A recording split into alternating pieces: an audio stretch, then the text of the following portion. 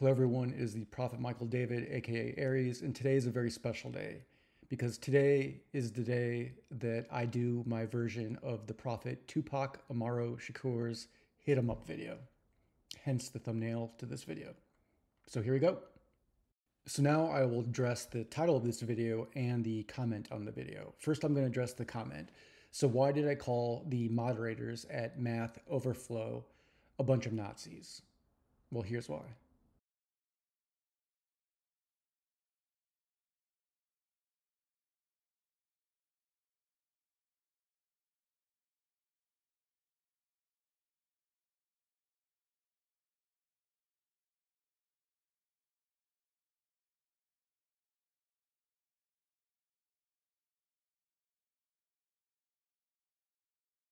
So those 6 screenshots contain all of the information that I posted on Mathoverflow because that was supposedly the spot where all the actual mathematicians were to ask difficult questions, especially, groundbreaking questions.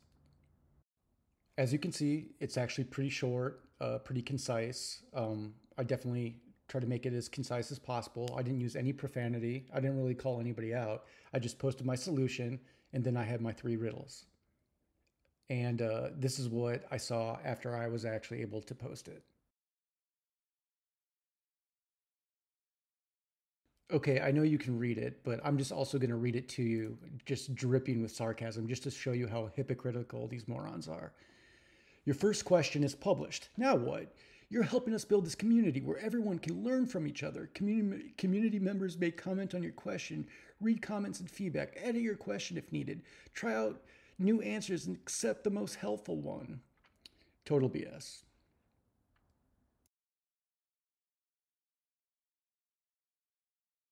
So I let it soak for a couple days because I honestly thought there were going to be a bunch of honest questions about it coming in. But within 2 days, I saw that, or that was yesterday. And as you can see, they did not only just block it, but they hid it, and then they finally just deleted it. The Nazi moderators on Mathoverflow, which is exactly why I called them Nazis, because exactly what they did to my post was exactly like throwing a book into a bonfire. Just because, I don't know, I had the gall to call myself Apollonius, which is totally a rightful name of mine, or I gave them riddles that they could not figure out. For whatever reason, those Nazis did Nazi things. And if you don't think it's appropriate for me to call them Nazis, I don't care. I always speak the truth. If you act like a Nazi, I will call you Nazi right to your face. And those Nazis acted like Nazis. All right, now moving on, why do I call all you academics trash? This is a little bit longer answer. All right, when I call all you academics trash, I mean both the quality of your work, it's utterly meaningless, but in this case, I mean you are selfish cowards equals trash and your work is trash. So now I'll break down each part of that. Why are you cowards? Okay, why are you cowards? Well, the PH in your PhD is supposed to stand for philosopher, but there ain't a philosopher among you. Ain't none of you philosophers. I'm a philosopher. Leonard Euler was a philosopher. Tupac Shakur was a philosopher, but ain't none of you philosophers. Philosophers are always seekers of knowledge, seekers of truth, seekers of beauty, seekers of symmetry. And they know that almost all the time this is found in the darkness, and that can be scary. Trying to do things that no one else has done, it takes a lot of bravery. But there's not an ounce of bravery amongst all of you. You're cowards. In other words, there's this interview this one time with this mathematician, I don't know, and the interviewer asked him about the Riemann hypothesis. And the mathematician said, well, all mathematicians say that they would love to see the Riemann hypothesis solved. They don't care how. But secretly, all mathematicians want to be the one that solved the Riemann hypothesis. And the interviewer asked, well, are you currently working on the Riemann hypothesis? And the mathematician said, no. Which begs the saying, you can't win the lottery if you're too cheap to buy even a single ticket. And that's what you guys are. You're too scared to fail. And so you make careers on writing these papers that are hundreds of pages too long detailing partial solutions to questions that nobody's even answering. And statistics have showed that 90% of those papers are BS, that they shouldn't have been even written in the first place, that they're just a waste of resources, as is most of your work. So then why are you selfish cowards? Well, that's also easy to explain. Um, the fact that you guys are cowards means that you'll never actually be Leonard Euler. You won't even try. So you're never going to be him. You're too scared to try. But you're selfish because you'll never find a Leonard Euler, or better case is Ramanujan. And for the people that don't know this story, I'll tell it right now to make a point. In the early 1900s, Ramanujan was a young Indian mathematician from India. And the guy that discovered him was called G.H. Hardy. He was an Englishman that lived in England. And Ramanujan wrote him a letter and sent it to him. And the letter was poorly written. I mean, penmanship was bad. I've seen it. I got it on my desktop somewhere. Poorly organized. It was difficult to analyze. But G.H. Hardy did take the time and suffered his way through it. And when he wrote back to Ramanujan, he said, while I would admit that you are a great mathematician, maybe even a genius, you have to work on the structure of your letters. Your penmanship has to get better and your structure has to get better, which it eventually did. And then the rest of the story is Ramanujan eventually moved to England and worked with G.H. Hardy for years on some of the most groundbreaking mathematics of the time. The only thing that ended it was Ramanujan eventually got sick, moved back to India, and died at the cursed age of 33, or maybe it was 32. But he died young and lived bright. But yeah, it's a famous story. The point of that story is that if any of you idiot morons would have been G.H. Hardy, you would have thrown Ramanujan's letter in the trash and he would have never been discovered in the first place. In other words, like think of all of the Ramanujan, including myself, Ramanujans where you've sent their emails directly to spam, or you've partially read them and didn't even bother having enough human courtesy to email them back, even a short reply, or when they left a message on your voicemail, you didn't even have the common courtesy to call them back to tell them they're wrong.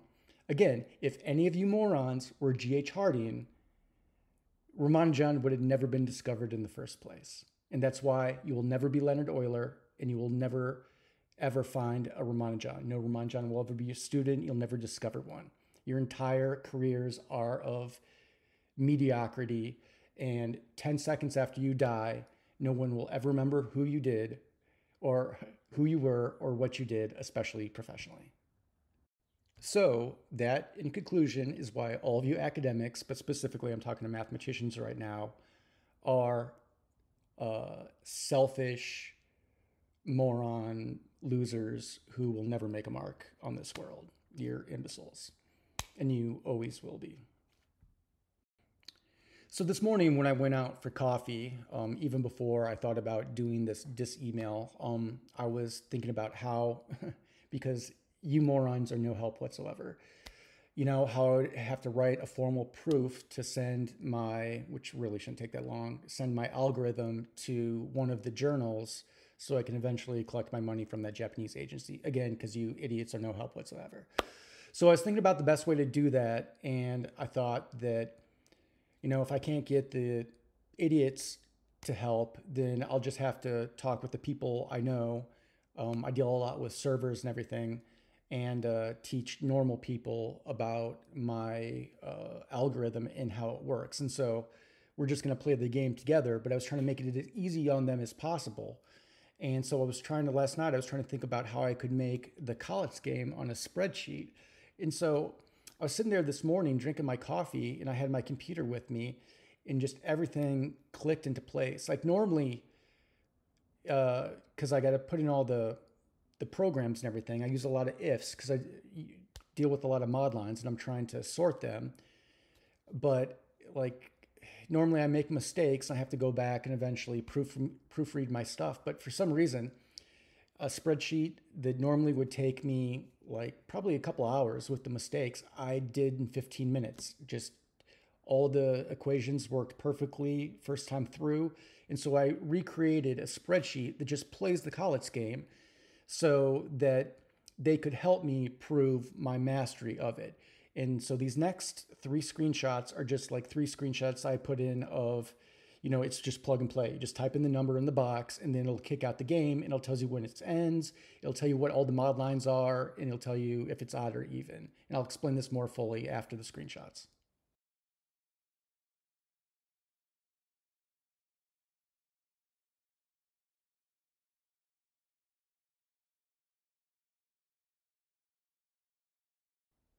All right, as I was saying, as you can see, you just type in the number and it kicks out the Collatz game. The longer Collatz game, you'll have to just pull the equations down farther and it shows you right where the game ends. And then you can see that it always loops in the 4-2-1 loop. And so I did this because I realized to show true mastery of knowing the Collatz game, I didn't really even need to know the numbers. And so the woman I had helping me once I developed this, what I would do is I would take my regular OG algorithm and I would take my Pahana rock and I would just tell her, okay, just think of a number and type it in there. And all you have to do is tell me which mod line it is on to start with.